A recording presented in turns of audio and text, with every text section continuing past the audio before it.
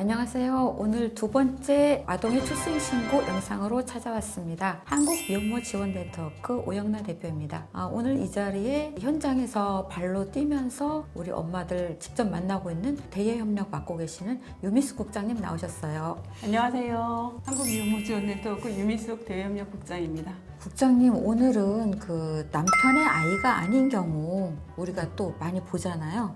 이 아동의 출생신고에 대해서 오늘 좀 이야기를 해보려고 해요. 근데 얼마 전에 그 언론에 나왔던 그런 사례도 있었죠. 네, 그 엄마가 출산 중에 사망을 했고 또 그죠? 예. 아이 아빠로 보이는 분은 아이의 출생신고를 자신의 아이가 아니라는 이유로 거부했던 그런 기사였죠. 그렇죠. 예. 네. 그런데 이 아이의 그 남편이죠. 이 남편의 입장도 조금은 이해가 가는 것이 자신의 이제 친자녀가 아니었는데 아동이 출생신고를 하면은 서류상으로는 이혼이 딱 된 상태가 아니기 때문에 자동으로 이 아이 아버지가 이 남편으로 올라가게 되는 이제 그런 상황이었어요. 네. 그러니까 이 남편은 자꾸 거부를 했던 것이고 출생신고를 보고 또 여러 가지 의견들도 많았었던 것으로 기억하는데 어떤 의견들 보셨어요? 그 아이 아빠 입장이 이해가 간다.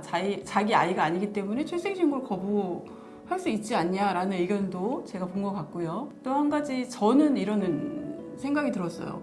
어떤 상황이었길래 그 아이 아빠가 친부가 아니었을까? 근데 제가 이제 현장에서 만난 엄마들 보면 그 이혼하는 과정에서 굉장히 지난한 싸움을 하거든요. 그래서 오늘부터 이혼 이러고 내일부터 남 이게 아니고 아이가 있는 경우 숙려 기간도 있잖아요. 3개월 별거 기간도 있고 그래서 그 사이에 충분히 다른 남자친구를 만날 수 있고 그 사이에 임신이 될 수 있는 거예요. 근데 이런 경우도 혹시 그런 경우 아니었을까 이런 생각이 들었어요. 그랬을 가능성도 있겠네요. 그러니까 사실 이혼을 정말 말씀대로 하루아침에 하는 게 아니고 오랜 기간을 거쳐서 결혼 생활이 힘들어지고 갈등 관계가 있고 이런 과정에서 좀 다른 남성의 아이를 이렇게 가지게 되고 출산하는 그런 상황이었지 않았을까 좀 생각을 해봅니다. 근데 좌우간 그 남편도 출생신고를 거부했고 어머니는 그 사망을 했잖아요. 네. 그러다 보니 이 아이는 출생신고 해줄 사람이 없어서 계속 출생신고 안 된 상태로 계속 갔어요. 결국에는 남편이 친생 부인의 소송이라고 하죠. 이 아이는 내 아이가 아니다. 이런 소송을 해서 판결문이 얼마 전에 나왔어요.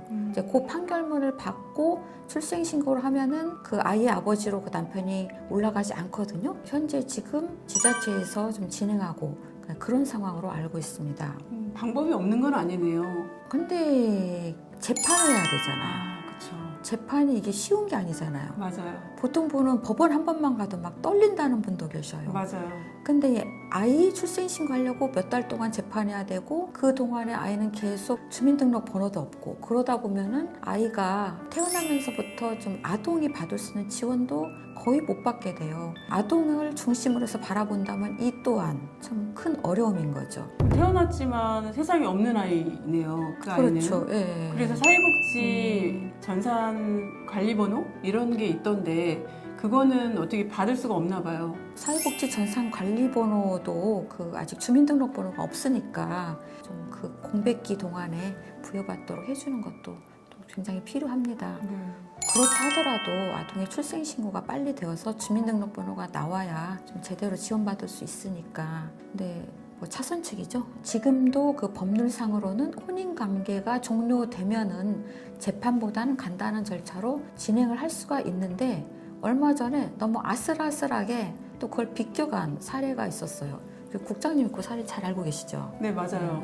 민법 844조에 보면은 혼인관계 종료일로부터 300일 이내에 출생한 아이는 전 남편의 아이로 가족관계 등록부에 등록이 돼요. 근데 이 친구 같은 경우는 하루 차이로 이혼이 종료되기 하루 전에 아이가 태어난 거예요. 그러니까 서류로 딱 정리되기 네, 하루 맞아요. 전이었던 거죠. 네. 그러다 보니까 네. 이 친구는 또 재판했던 거죠. 맞아요. 재판이 1년 6개월 정도 걸렸던 것 같고 그 먼저 혼인관계에 있었던 그 전 남편이 절대 내 아이가 아니니까 내 가족관계 등록부에 올릴 수 없다. 이렇게 막무가내로 이제 거부를 했고 이 엄마는 출생신고를 하지 못한 채로 한 1년 6개월 아이를 키웠어요. 그러다 보니 거기도 또 재판에서 판결문 받아서 애가 몇 살 때 출생신고를 한 거죠? 3살 됐어요. 우리 나이로 이제 2살 된 거죠. 이렇게 어린이집도 못 가고 어린이집에 보내려고 하니까 100만 원이 들어가는 거예요. 흔히 어린이집에 보내면 이제 무료라고 알고 있는데 출생신고가 안 된 아이는 100만 원이 들어가더라고요. 저희가 알아보니까. 그래서 엄마가 일을 하고 싶어도 일을 하지 못하고 그 다음에 아이는 출생신고가 안 됐기 때문에 어린이집에 보내려면 100만 원의 비용이 들어가고 이 친구는 집도 없어서 떠도는 생활을 하고 있는 상황에서 저희한테 연락이 왔거든요. 결국은 이제 저희한테 도움을 받았고 지금 출생신고가 돼서 엄마도 열심히 일을 하고 있고 뭐 혼인관계도 종료됐고 잘 마무리가 된 케이스였는데 어쨌든 그 과정에서 저희를 만나지 못했다면 그 법률적인 지원을 받지 못했을 거고 여전히 출생신고가 안 된 채로 몇 살까지 아이를 키울 수 있었을지 모르는 얘기죠. 정말 참 똘망똘망하고 예쁜 아이인데 볼 때마다 저희도 많이 마음이 아팠어요. 그래서 지금 법이 너무 이렇게 또 어렵고 복잡하게 되어 있다 보니까 혼인관계가 종료되기 전이라도 좀 사실상 이렇게 혼인관계가 유지가 되지 않아서 아이를 출생했다면 조금 더 간편한 절차로 아이를 출생신고할 수 있게 그렇게 좀 법이 고쳐졌으면 좋겠다. 좀 이런 바람을 가져보고요. 저희가 이런 법률적인 지원을 하고 있으니까 이런 문제로 어려움을 겪고 있으면은 연락을 주시면은 저희가 또 열심히 도와드리겠습니다. 우리 잘 도와주고 있는 거 맞죠? 네, 맞습니다. 저희 네. 대표님이 법무사님이시기 때문에 이런 법률적인 지원을 저희가 공식적으로 하고 있으니까 혹시 이런 경우를 겪는 엄마가 있다면 저희 기관 02-734-5007번으로 전화 주시면 적극적으로 도와드리겠습니다. 저희한테 연락을 주셨으면 좋겠다라는 그런 말씀과 함께 지금까지 아동의 출생신고 2번째 영상 마치겠습니다. 감사합니다. 감사합니다.